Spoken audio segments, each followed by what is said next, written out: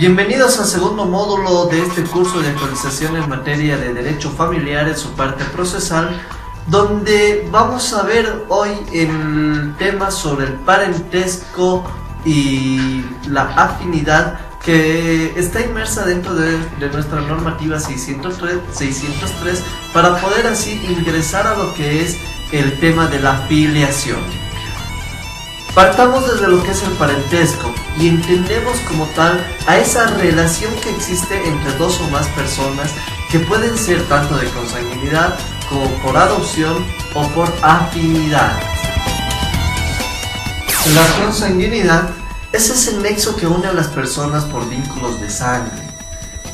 Por otro lado, la adopción, que es esa relación que existe entre personas por un vínculo jurídico que los nexa entre sí, convirtiéndolos de esta manera como familia, pero como una familia no por el lado de sangre, sino por un tema más jurídico, por una relación jurídica que así lo establece o vincula a los individuos en esta calidad.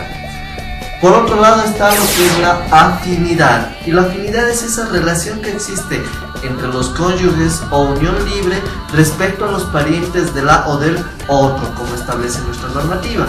Por ejemplo, lo que comúnmente nosotros conocemos como suegros, suegras, los cuñados, las cuñadas, esa relación es la que jurídicamente hablando la entendemos como juristas utilizando el término que es la afinidad. El parentesco está establecido por número de grados y forma de línea, tanto en lo que es la línea descendente como la línea ascendente, y también lo que es la línea colateral. La línea directa, como bien hemos visto, puede ser ascendente o puede ser descendente, y esto parte desde un tronco común donde las personas van a poder computar sus generaciones o sus grados a partir de estos. En el ejemplo, como vemos, el padre en relación al hijo tiene un primer grado. El padre hacia el hijo en una línea descendente, o el hijo hacia el padre en una línea ascendente, es el primer grado. Ahora bien, partamos del padre hacia el nieto, no de lo que es el abuelo hacia el nieto. Respecto al nieto, sería un segundo grado en línea descendente, baja 2 grados hasta llegar al nieto, y viceversa. El nieto sube 2 grados para llegar al abuelo, sube al padre y luego al abuelo. Entonces estamos hablando de una línea directa, tanto ascendente como descendente. Pero tenemos lo que es la línea colateral o la línea transversal. Y en esta línea se computan los grados a partir o para entender el número de generaciones, subiendo desde uno de los parientes hasta un tronco común o descendiendo hasta el otro pariente. Siempre tenemos que tener en cuenta el excluir a lo que es el tronco común. Como en el ejemplo observamos, los hermanos son parientes en un segundo grado en una línea colateral. El hermano A sube al papá W y baja al hermano X. Una línea colateral, sube primer grado, baja segundo grado, línea colateral. El tío respecto a los sobrinos son parientes en tercer grado en una línea colateral. A sube a W, baja al hermano que es X y desciende hacia el sobrino Y, que es en todo caso un tercer grado. Sube primer grado, baja al segundo grado y baja aún más al tercer grado en el sobrino. Entonces esa es la línea colateral que debe manejarse o se debe partir respecto a lo que es la situación en el cómputo de grados. Dentro de este ejemplo vemos también que los primos llegan a ser un cuarto grado, parientes en cuarto grado. Entonces es el mismo cómputo que se va a hacer, tanto ascendiendo como descendiendo, determinando cuál es la línea directa y cuál es la línea colateral, como hemos visto en estos ejemplos.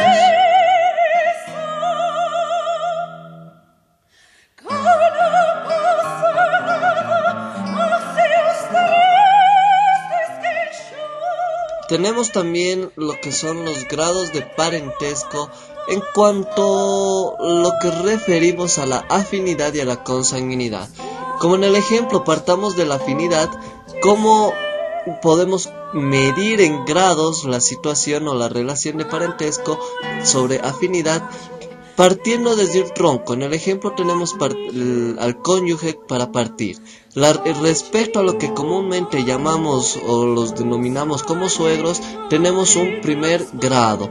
Respecto a los cuñados, a los hermanos del esposo, del cónyuge, es un segundo grado, porque sube en un primer grado y baja en un segundo grado en línea colateral, ¿no? Entonces la línea se mantiene ascendente y descendente o línea colateral.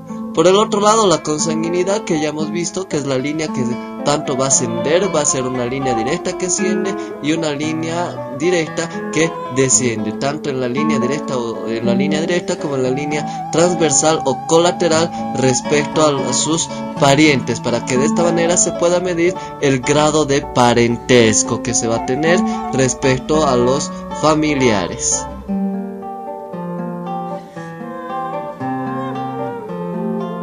Una vez que ya entendemos lo que es el parentesco y la afinidad, ingresamos a tocar el tema de la filiación y entendemos como tal a esa figura jurídica mediante la cual se establece una relación jurídico-familiar de los padres hacia los hijos y viceversa, como lo que son los derechos de los hijos o hijas, la obligación que tienen los padres o cada uno de ellos y garantías que pueda brindar el Estado hacia las familias respecto a la relación entre padres e hijos. Son tres mecanismos los que se puede utilizar para poder recurrir al tema de la filiación. Esta figura jurídica puede ser realizada por ambos cónyuges voluntariamente, por indicación de alguno de los padres o por resolución judicial. Desarrollemos entonces ya en la praxis cómo procede esta figura jurídica de la filiación en las tres modalidades que hemos mencionado anteriormente. En esta parte procesal, lo que debemos hacer como juristas es comprender los tipos de procesos que nuestra Ley 603 maneja. Tenemos los procesos ordinarios, tenemos lo que son los procesos extraordinarios y finalmente tenemos el tipo de proceso de resolución inmediata. Para hablar sobre el tema de filiación, que es el tema en el cual estamos actualmente, tenemos que remitirnos a lo que está establecido en el artículo 434, donde vamos a hablar justamente de los procesos extraordinarios y vamos a hablar del proceso de declaración judicial de filiación y el proceso de impugnación familiar, además del proceso de negación de maternidad o paternidad. De acuerdo a la normativa, partamos de lo que es la filiación judicial, la declaración de filiación judicial, que debe ser presentada por una persona que sea mayor de edad y que no cuente con una filiación anterior, ya sea materna o paterna, y que esté registrada debidamente en la autoridad con que corresponde.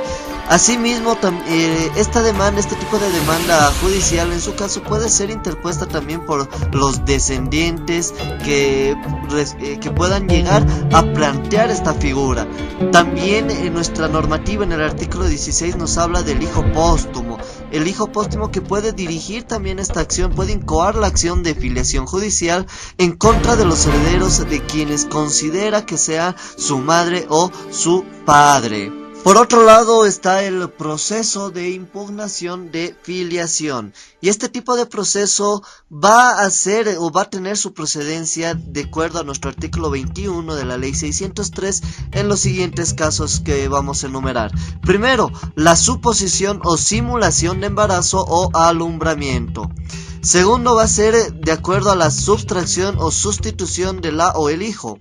Nuestra normativa también habla cuando exista acusación ante la autoridad competente de ser o haber sido víctima de delitos contra la libertad sexual por parte de la madre o del padre. Y finalmente, este tipo de procesos va a recurrir cuando sea proveniente de una acusación ante la autoridad competente por delitos contra la libertad sexual a la madre de la hija o el hijo que impugne la filiación. Así como tenemos la acción a favor de los hijos que puedan plantear su afiliación, también existe la figura que protege a los padres en diferentes circunstancias, y estamos hablando de la acción de negación de maternidad o paternidad, como lo establece el artículo 18 y 19 de nuestra ley 603. Y justamente esta acción procede en cuanto se exista o pueda ser solicitada la negación por quienes figuran en el registro, ya sea como padre o como madre, y necesariamente tiene que ser en un lapso de 6 meses desde que hubo conocimiento de este registro. La persona que ha sido de alguna manera registrada o ha registrado alguna afiliación de alguna con un carácter errado, con un carácter erróneo, también puede recurrir a esta acción judicial para plantear la negación, en sentido que debe ser subsanada esta situación, y para este acto se tiene 5 meses desde la inscripción en el servicio de registro civil. Ahora entremos a la práctica. ¿Cómo va este procedimiento dentro de lo que es ya el litigio como tal? Y primeramente tenemos lo que es la demanda ante un juez público de familia. La demanda que debe ir conforme a lo que establece el artículo 345 y 259 de la ley 603, a base de los parámetros, a base de lo que son los requisitos para la demanda, sobre los cuales nosotros tenemos que abocarnos, que eso ya conocemos por materia de procedimientos o proceso judicial. A nuestra demanda lo que va a hacer es la demanda, el memorial de demanda que presentemos va a subir al Tribunal Departamental de Justicia para su sorteo respectivo, y así va a bajar al juez público de familia que haya sido sorteado. A esta figura lo que le sigue es propiamente el traslado, pero previo a ello tiene que existir una admisión de la demanda. Con la admisión lo que el juez va a determinar son tanto las medidas provisionales como también, en su caso, si corresponde, las medidas cautelares. A la admisión de la demanda, una vez que haya sido subsanado tal vez algún error de forma que haya pedido el juez o haya solicitado subsanar, va a correr el traslado. Con la citación a la demanda, con la primera citación, que va a ser una notificación personal en el domicilio del demandado, hay que recurrir a esta figura, y tenemos que entender dentro de la praxis cuáles son los momentos o cómo vamos a realizar dicha situación. Primero, tenemos que recurrir al oficial de diligencias, a quien lo vamos a encontrar de lunes a viernes en un horario de 8:30 de la mañana a 9:30 de la mañana. La notificación necesariamente tenemos que apersonarnos en este horario. Fuera de este horario no se nos va a atender por parte del oficial de diligencias. Una vez registrado, una vez notificado y una vez que nos entregue el oficial de diligencias día y hora para ir a notificar, nosotros tenemos que apersonarnos teniendo en cuenta lo siguiente: tenemos que presentar el croquis del domicilio personal del demandado. Tenemos que dejar lo que es, entendamos que esta es una figura excepcional que estamos aprendiendo en este curso porque es netamente práctico. Un monto para las fotocopias, documentos y traslado de lo que es el oficial de diligencias. Muchas veces queremos entender o interpretar como acto de corrupción. Sin embargo, nosotros como abogados tenemos que estar seguros y conscientes que estos montos son fijos, son montos reales que no son contemplados en nuestra ley, en nuestra normativa, pero son montos que sí o sí tenemos que dejar a nuestros funcionarios, en este caso al oficial de diligencias, a quien se le va a entregar para lo que son fotocopias y traslado, y el día de la notificación tenemos que o enviar al cliente para llevar o que se lo traslade al oficial. Entendamos también que el oficial ya tiene sus propias movilidades, sus propios taxis esperando en la puerta para llevar a la notificación, y así en ese traslado, ya sea por conjunto con el cliente o por parte o con el propio abogado, se va a proceder a dicha citación. Una vez que si no se encuentra el sujeto en domicilio, la citación va a proceder de igual manera como corresponde por ley. Y justamente en la citación se tiene 5 días para contestar la demanda. Son 5 días que dispone el juez para la respuesta, donde la contestación debe ir conforme al artículo 437 de la ley 603.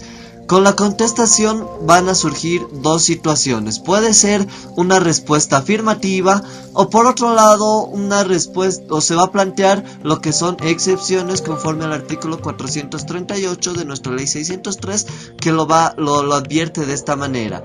Vamos por la primera parte, la parte corta, cuando existe una respuesta afirmativa. Cuando la contestación es afirmativa, se va a determinar un plazo de 10 días para que de esta manera se pueda señalar un día y hora. Se va a fijar la audiencia, en la cual en esta audiencia lo que va a proceder es el dictamen de la sentencia automáticamente. Con la respuesta afirmativa, en el lapso de 10 días va a dictarse la audiencia en la cual se va a dictar sentencia. Entendamos que estos 10 días no son simplemente estrictos 10 días, son un lapso de 10 días, es un parámetro que se pone. Puede ser en 10 días, como puede ser en un día, en 5 días. Es un parámetro que tienen los jueces para fijar una audiencia. Una vez más, entendamos que estos 10 días van a ser señalados a partir de la notificación a la otra parte con la respuesta. Una vez que se notifica a la otra parte, recién van a correr estos 10 días de acuerdo al parámetro que el juez establezca para fijar la audiencia en la cual se va a dictar sentencia. Vámonos a la otra circunstancia, la parte de las excepciones planteadas.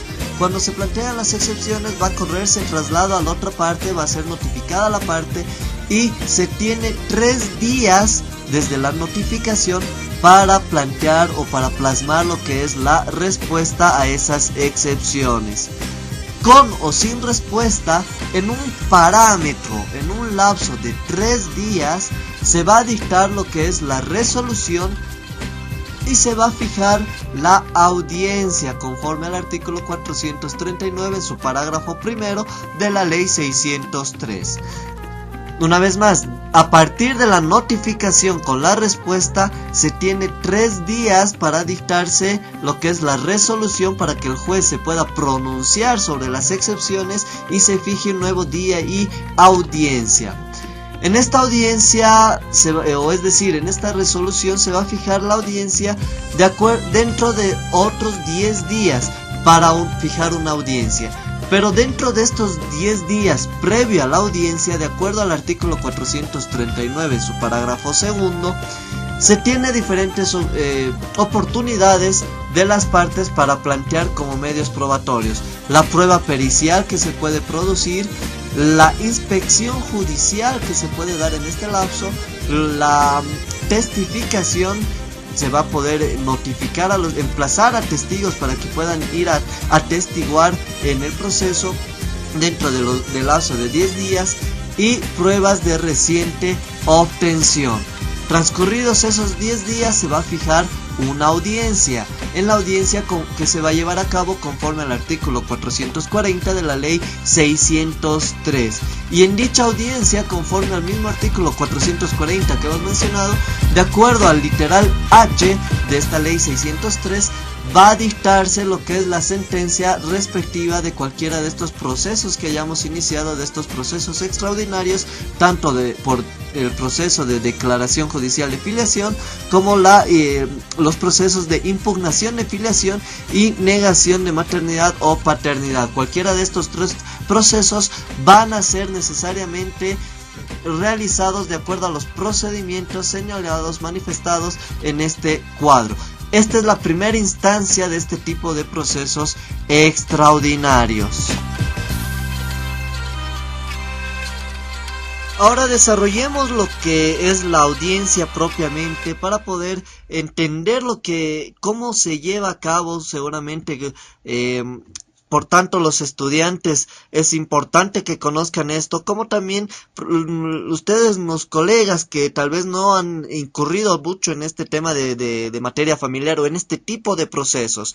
Y vámonos a lo que está en nuestro artículo 40 de la ley 603 para tener como un parámetro inicial de lo que es la audiencia propiamente.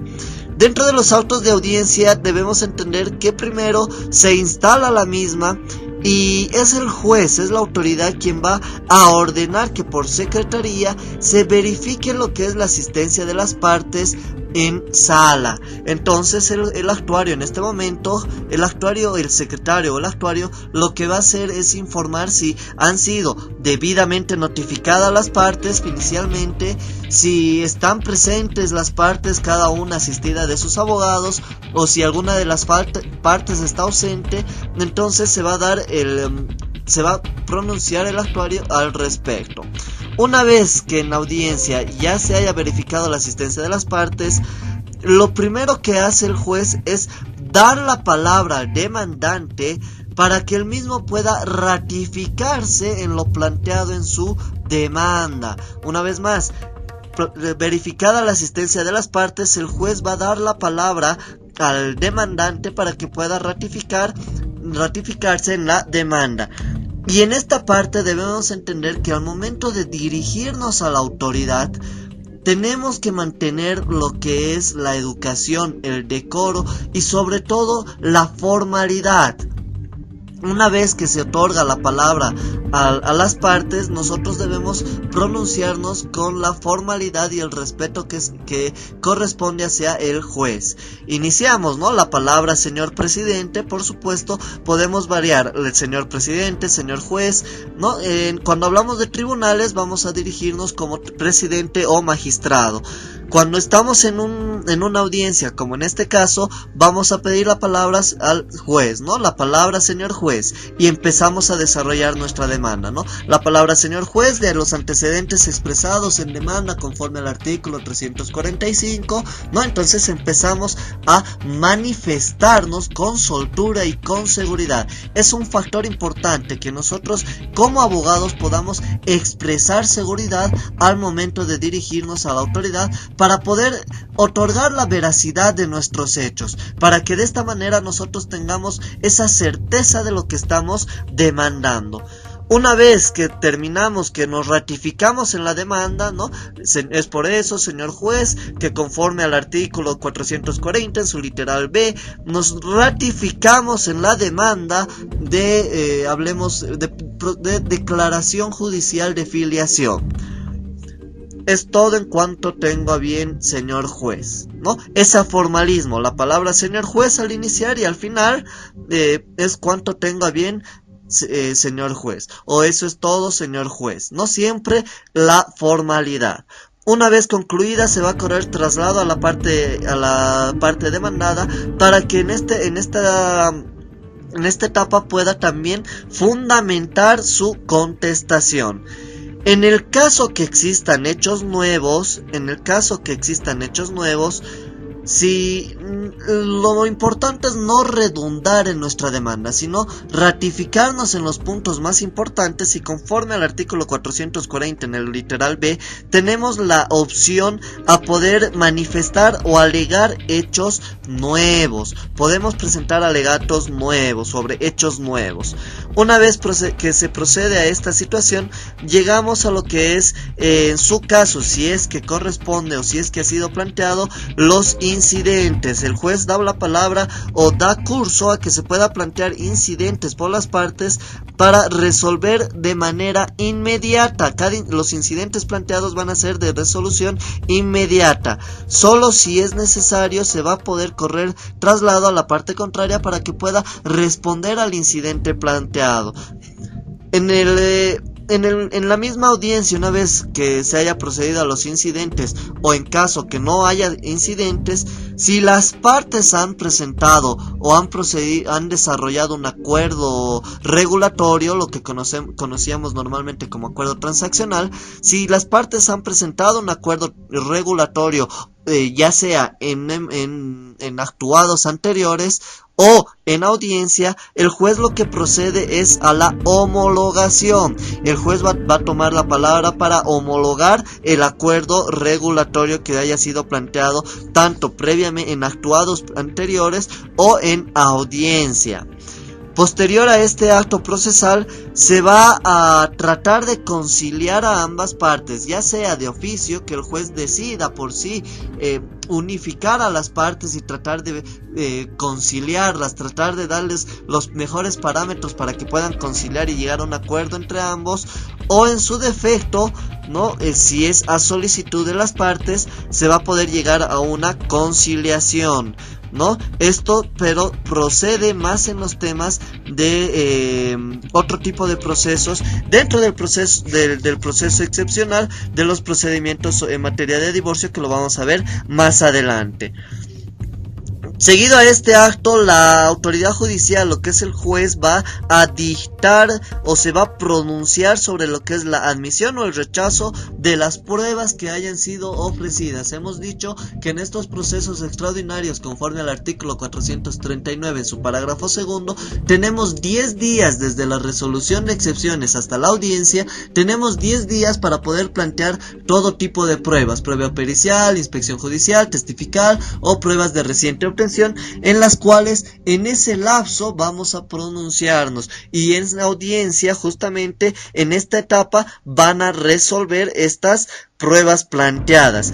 Para la producción de estas pruebas, puede o no el juez decidir si las partes, los testigos o peritos que tengan que testificar, que tengan que declarar, vale decir, se queden o no en sala. Eso va a determinar el juez, o tal vez a pedido de parte se puede solicitar la palabra. Señor juez, solicito que por el principio de protección de privacidad los testigos puedan aguardar en sala hasta su momento de la declaración, ¿no? Entonces, con esa formalidad el juez va a dar curso a nuestra petición. Una vez que termina la etapa probatoria, si es que se da el caso, ¿no? La autoridad judicial, lo que es el juez público de familia, va a otorgar la palabra tanto al demandante como al demandado para que puedan expresar lo que en nuestra normativa lo denomina como motivaciones conclusivas, que jurídicamente nosotros conocemos como los alegatos. Y para cada alegato, para cada parte, va a tener 10 minutos para la producción de los alegatos. Una vez producida los alegatos, por supuesto que ambas partes pueden renunciar a este hecho de expresar sus motivaciones conclusivas. Concluido este periodo, en audiencia, el juez, la autoridad judicial, lo que va a hacer es pronunciar su sentencia. Va a pronunciar la sentencia, y en audiencia, una vez dictada la sentencia, van a quedar notificadas las partes. Una vez dictada la sentencia, nosotros los abogados tenemos que estar atentos a todos los puntos que diga. ¿Para qué? Concluida el dictamen de la sentencia, nosotros tenemos el derecho a hacer uso de el recurso de complementación y enmienda en audiencia. Entonces, dada la lectura de la sentencia del juez, nosotros lo que podemos hacer es la palabra: señor juez, en la vía de complementación y enmienda solicito, no sé, pongamos un ejemplo, solicito corregir el apellido del señor Clemente Maita por temas tipográficos, ¿no? Entonces nosotros vamos a pedir en audiencia la complementación y enmienda para que se pueda solucionar inmediatamente esta disposición. Se pronuncia el juez, ratifica su sentencia con la complementación y enmienda aprobada o no aprobada por el juez, y dictada la sentencia concluye la audiencia. Con ese acto procesal va a concluir la audiencia. Y llegamos a la etapa de la apelación. Una vez concluida la primera instancia, tenemos el recurso de apelación, el cual debe ser presentado dentro de los 5 primeros días desde la notificación con la sentencia. Esta sentencia normalmente o generalmente es notificada en el momento de la audiencia, ya que en audiencia se dicta sentencia y en presencia de las partes quedan notificadas ambas partes. En caso de ausencia de alguna de las partes, se procede a la notificación que corresponde y a partir de ese momento transcurren los 5 días para la apelación. Y la apelación tiene un efecto suspensivo conforme al artículo 443 en su parágrafo primero de nuestra ley 603. Esta apelación debe contar con la boleta de los 60 bolivianos cancelados al Consejo de la Magistratura por el concepto de apelación. Una vez realizado este acto procesal, corresponde la notificación. La notificación a la otra parte para que tenga conocimiento que ha sido apelada la sentencia en primera instancia, y así, una vez planteada la notificación, ojo, ante el mismo juez público de familia en el cual se ha suscitado la primera instancia, ante el mismo juez se plantea la apelación para que pueda subir al juez ad quem, vale decir, al Tribunal Departamental de Justicia, entendiendo que nuestra normativa en materia familiar ha suprimido lo que son los jueces de instrucción y los jueces de partido, así que es la primera instancia correspondiente a los jueces de materia, al juez público. Sube al tribunal departamental en la sala correspondiente y se va a dictar el auto de vista. Los magistrados, al momento de dictar el auto de vista, lo que van a hacer es confirmar la sentencia, van a revocar la sentencia o van a anular hasta el vicio más antiguo. Es lo que corresponde dentro de lo que es el recurso de apelación. Y conforme al artículo 444 de nuestra ley 603, no procede el recurso de casación, vale decir, no existe la instancia de nueva demanda, no existe el recurso de casación conforme al artículo 444, así que el auto de vista en este caso llega a ser la última instancia dentro de lo que son estos procesos extraordinarios. Con esto hemos concluido lo que es el módulo 2, en el cual hemos aprendido lo que es el parentesco y la afinidad, llegando a lo que es el recurso o la figura jurídica de la filiación como figura importante para la protección de los hijos respecto a sus padres y la obligación que tienen los padres sobre los hijos para poder otorgarles o brindarles ese derecho de filiación, y asimismo el Estado que garantiza al hogar, a la familia, mediante esta figura jurídica. Pasen a revisar lo que es la práctica que corresponde a este módulo para que de esa manera podamos ingresar al siguiente módulo, donde vamos a aprender lo que es la protección del Estado que brinda a las familias, tanto a la niña, niño, adolescente, como corresponde también a la protección sobre interdictos. Los espera el siguiente módulo.